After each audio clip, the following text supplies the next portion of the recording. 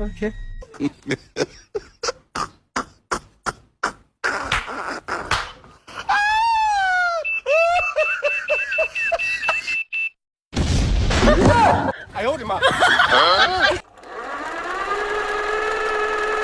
Nansi ijuice guys engihamba nayo ka True Organic i-detox guys. Uyakwazi ukuthi uzilaphe uphinde wenze extra income, kakhulukazi labantu abafuna ukwenza extra income. Siphelile isikhathi guys sokukhomplayina ukuthi amathuba omsebenzi awaveli.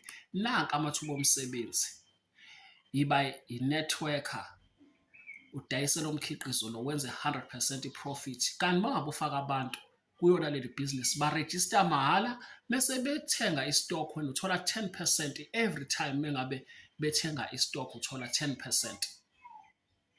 Wena uyidayisa u-60 rand, mengabe uyi-order istock sakhona siqala ku-600, uthole i-24 amajuice awu-24 phakathi.